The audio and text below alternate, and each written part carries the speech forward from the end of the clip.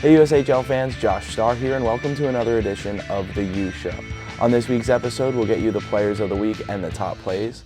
We'll chat with USA forward Richard Gallant, and we'll look back at a couple of really impactful series from last weekend toward the playoff race. We'll also check the standings and see who is in the playoffs and who is almost clinching a spot in the Clark Cup playoffs this season. We'll start this week's U Show with the players of the week. The USHL forward of the week is Richard Gallant from the U18s at the NTDP. 3 goals and 4 points for Gallant in 2 wins against the Green Bay Gamblers last weekend. A shorthanded goal Friday, and then 2 goals and an assist on Saturday for the U18s. Overall, in 19 USHL games played this season, 9 goals and 17 points for Gallant. The USHL defenseman of the week is Philip Nordberg from the Sioux Falls Stampede. 2 goals and an assist for Nordberg in 2 games for Sioux Falls. Overall, 5 goals and 15 points in 44 games this season, and a productive one this weekend. In the 2-1 win on Saturday against Sioux City, Nordberg had a goal and an assist. And then on Sunday, the game-winning goal in a 6-3 win against Omaha. The USHL goaltender of the week is Max Weiland from the Des Moines Buccaneers. A 2-0 record on the week with a .938 save percentage. 27 for 28 in an overtime win on Saturday against Cedar Rapids. And then on Sunday, 34 for 37 and 2 for 2 in a shootout win against the Rough Riders again.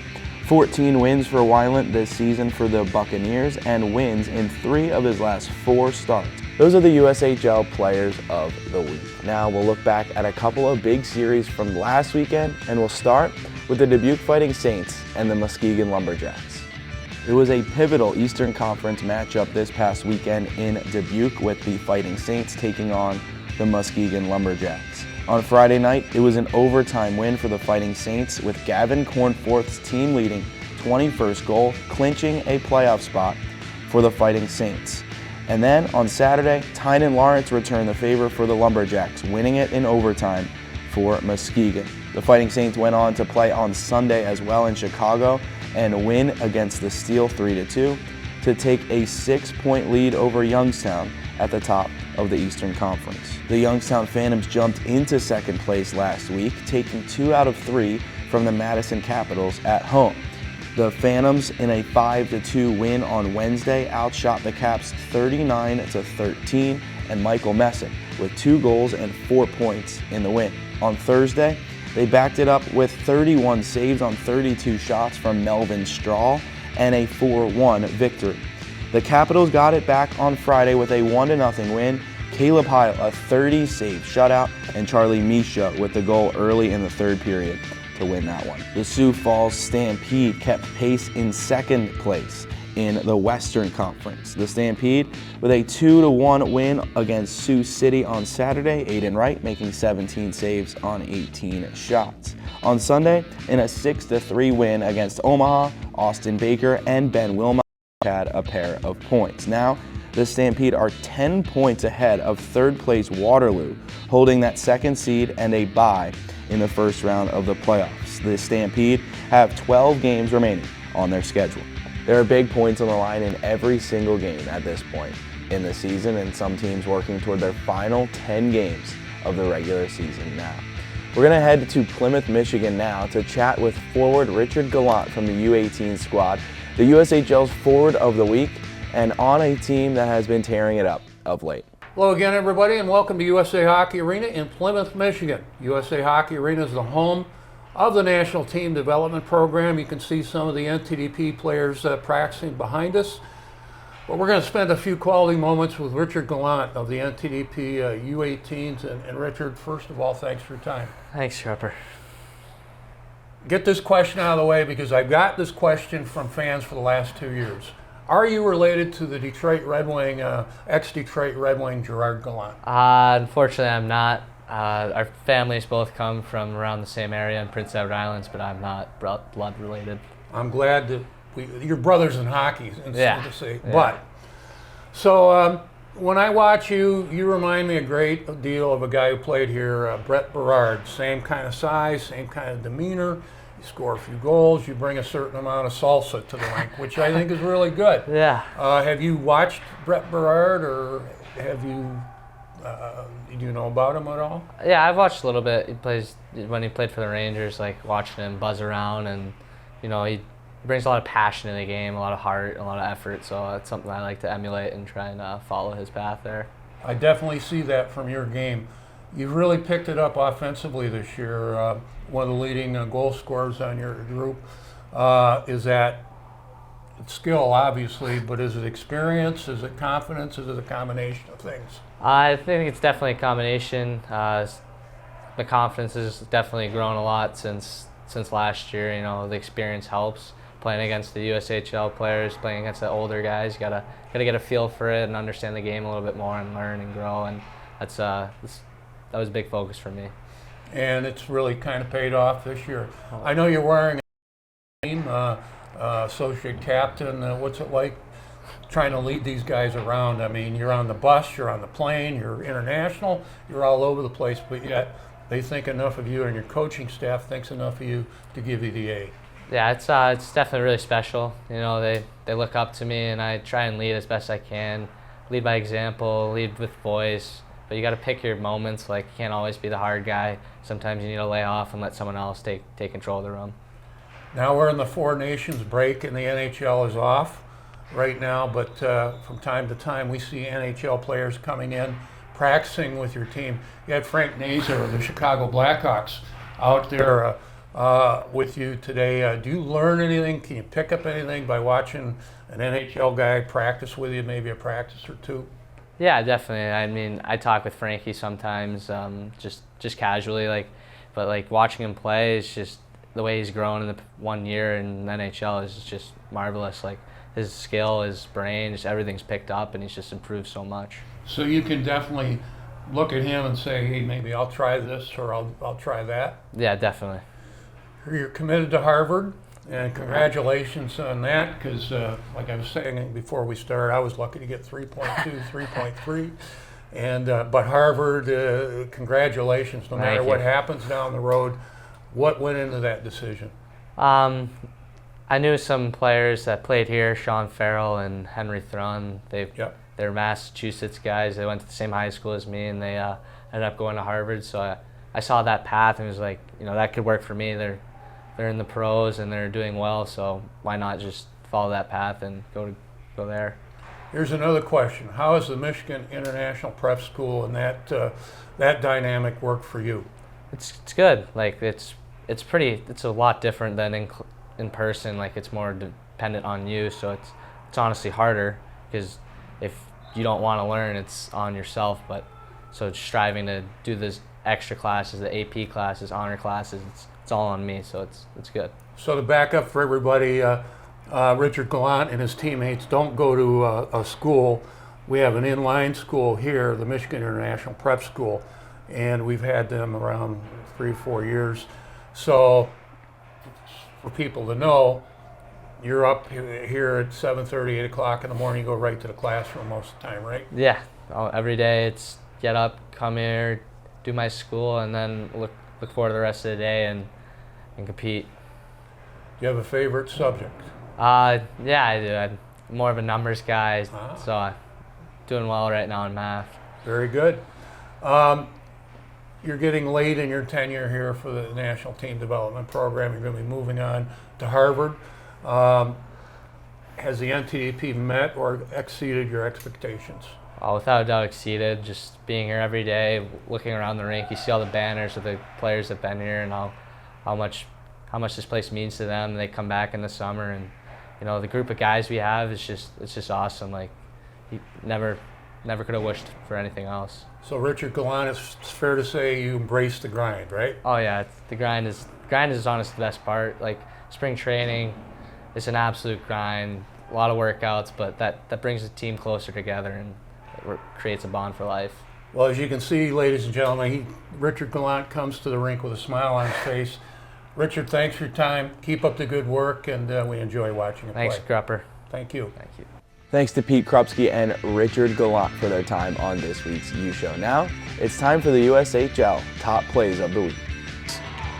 Slice ahead to Benoit. Benoit down the middle. Shot. He scores! Pass him and out to center. 2-on-0 for the Saints. Morello and Cornforth into the offensive zone. Morello left wing out in front. Cornforth. He scores! The Saints win it in overtime. Morello to Cornforth, and Cornforth wins it for the Saints. His 21st goal of the season. 118 into overtime, and Gavin Cornforth buries for the Saints to take this one in OT. Where Peterson will get after it, but it's a turnover, and here comes Team USA with a shot and a goal, shorthanded for Gallant. Back to Rusinski, left half wall. Behind him to Cesar in the circle. To Dahar with the point. Now right point for Sobieski. Kaz back across. Messick to the dot. Shot. Scores! Checking, tried to knock it loose, could not do so. Comes back out to neutral. Picked up by Vig, who turns. He's got Nelson with him. Nelson coming in, shoots and scores!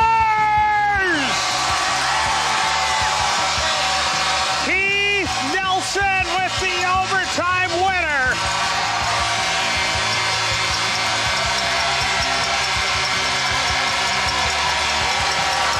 And the Rough Riders win it in overtime by a score of 6-5. Low to Hunter Anderson. Anderson up top. Henricks with a one-timer, missed the cage. Oliver carries it behind the net. Feeds it over near side for Anderson. Over to Henricks, glides the line to Harrington, one-timer, he scores! Might have been redirected in front, but the Stars have cashed in here on the man advantage, and they lead 1-0 with 6:54 to go in the first period. Dashiell Oliver leads the flyby back to the bench as he redirects that shot from Harrington. Gamblers need something to get him going, and here comes Zellers on the long feed. Got it in front, bouncing, puck in the slot, shot and a goal! Aiden Park, second goal of the weekend. Bayo ahead for Stewart. The offensive zone, Drew Stewart pops out in front, fires, he scores! Drew Stewart shakes off the contact and gets the game back to within one with 14:37 to go in the second. Puck cleared ahead now as Clark brings it in for Des Moines, slides it in front, shot knocked away. Clark gets it back, rebound, fired it wide. Ryle somehow held his ground, forced him to go wide, and then smothered it. Wide in deep in the Muskegon zone to the right. Far wall, Josh Giuliani, low to high, Desiderio quickly shoots, save, rebound, they score! It's Ruohonen, 16 seconds in on the rebound. The backhand goes between Gaziev's legs, and Ruohonen has his 11th goal of the season. The Saints lead 1-0 after 16 seconds. Gets it off now for McNeilis, carries it in, knocked off his stick, back out to neutral. Men's tied up there with one of the Buccaneers. Des Moines picks it back up. Shaw coming in on the backhand, scores!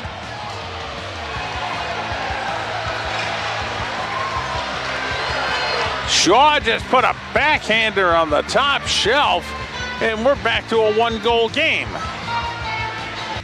Protects the puck back for Gonkler. Dings it to Croskery, right point, Callum Croskery. Left to Yurichuk. Shoots it, scores!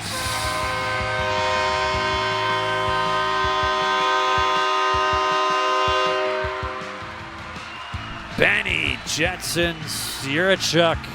The first goal, a hockey game, a power play goal. Associate head coach Tyler Haskins says, back out there. Benny the Gent Yurichuk, 1-0 Chicago. And I don't know if Benny read my lips or what. He gets a screen in front of the net. 1:15 into the second, 2-1 Saints. Ruohonen right off the bench, into the zone, left wing, cutting toward the front, all on the backhand. He scores! Heikki Ruohonen all by himself to the backhand. He roofs it. It's 3-1 Saints, 1:18 into the second. Ruohonen's second point of the night, his 10th goal of the year. What a move by Heikki Ruohonen, and he goes under the bar on the backhand. And now for Referee Appreciation Night, let's meet tonight's officials. Starting on the lines from San Diego, Nick Klitschko. And linesperson from North Carolina, Tyler Madansky. Referee from Colorado, Grant Hendrick.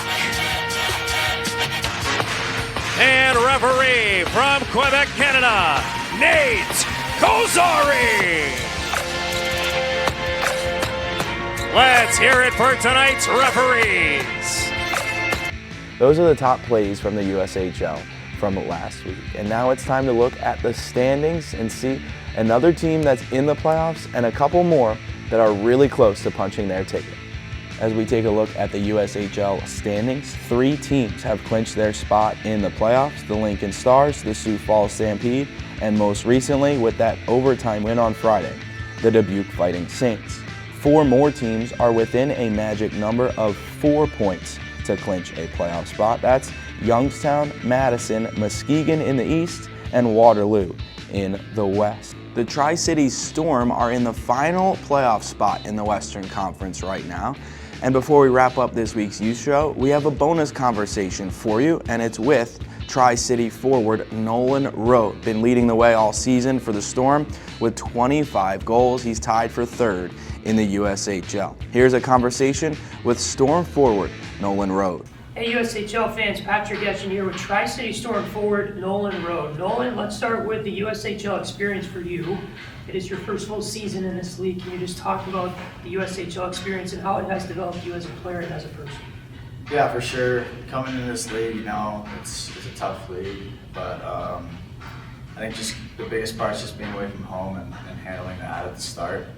But I feel like my brother's been through it, so it's kind of he's helped a lot with that. It's just kind of having a routine every day has really helped me.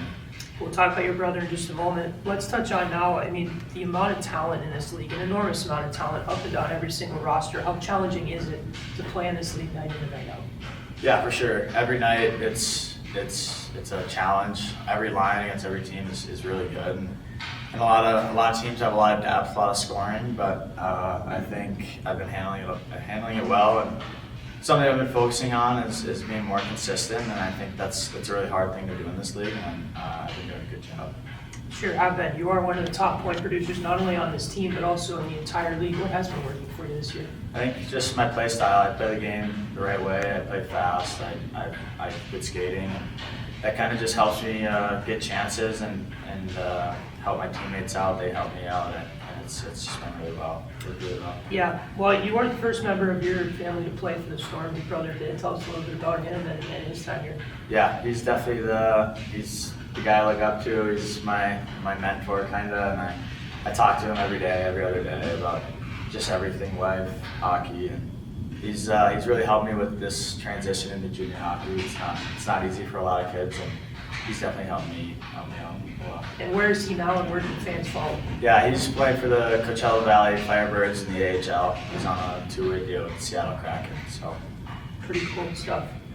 You are committed to St. Cloud State. Tell me about why you committed there, what was behind that decision, and how your time here at Tri-City has prepared you for St. Cloud. Yeah, for sure. I think at the start it was all about just feeling comfortable with the coaching staff, and that was the school that made me feel the most comfortable, feel the most wanted, and that kind of played into my decision. Their facilities are obviously awesome, and yeah, just mostly the coaching staff and what they're building there is pretty special to me. And this league's really helped me just play the game, I guess, fast. I mean, that's kind of my best attribute. So just playing this league is I think it's going to really getting me better for the next level. For sure.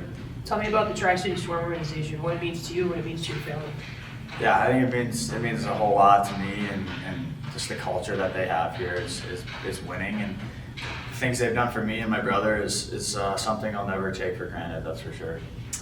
Let's talk now about NHL Central Scouting. You made the midterm rankings as North American skater. When you found out you made that list, what went through your mind? Yeah, obviously it's a big accomplishment, but I got bigger, better things to look forward to this season, like win the Clark Cup. That's a goal of mine, and try not to look at the personal stuff too much. But obviously, yeah, it's a great accomplishment. But we got bigger goals here. Talk about the goals. Not a ton of games left here in the regular season. What does your team need to do to not only clinch a playoff spot, but get some momentum going at the right time of the year here? Yeah, obviously, I think we're hot right now. We're climbing up the rankings a little bit. I think we just got to keep that rolling, and if you get hot at the right time, anybody can win. So it's kind of just staying hot and staying healthy, and that's what we got to do. What is your favorite hockey memory? I'd say going to the state tournament my senior year of high school, so last year. And you played at the X? I did play at the X. What was that experience like? It's pretty unreal. Not the output that we wanted, but it was a lot of fun. Product of White Bear Lake High School, right? You're the captain of that team. Yes. Tell me about that experience. Oh, it's everything. It means everything to me. I think White Bear Lake and just Minnesota high school hockey is just the best in the world. And a lot of kids, especially guys on the team, don't understand what it's like to play Minnesota high school hockey, and they kind of give me some crap for it. But I think it's just the best ever, and I miss it. Okay, let's wrap on this. Who's the funniest member of the Storm in the locker room? Other than you, I ask a lot of people this, and I get your name a lot. But Right. For you, who's the funniest member of the team? I mean, a lot of guys say Paul Bloomer. I think he's pretty hilarious, but I don't want to pump his tires too much. So trying to think of a sneaky one here. Sneaky one, Reese Wallen. Oh. They're both roommates too, so they're pretty funny together. Okay, sounds good. Nolan, thanks so much for the time. Best of luck the rest of the way. Appreciate it. Thank you. It's shaping up to be a great finish to this regular season in the USHL and the push for the Clark Cup playoffs. Two series to keep an eye on this weekend. It's Youngstown visiting the Sioux Falls Stampede, the second place team in each conference, and the Stampede with a 10-point lead on third place, but the Phantoms clinging to that second spot, and both teams trying to secure their bye in the first round of the playoffs. Also, the Madison Capitals just behind the Youngstown Phantoms, taking on the U18s for 2 games, one of the hottest teams in the USHL, and then the U17s for a 3rd game this Sunday. That's all on the road for the Capitals as the Eastern Conference playoff push continues for them, and the Western Conference on the other side with Sioux Falls. That does it for this week's U Show. Thanks so much for tuning in. My name is Josh Starr, and we'll see you next week.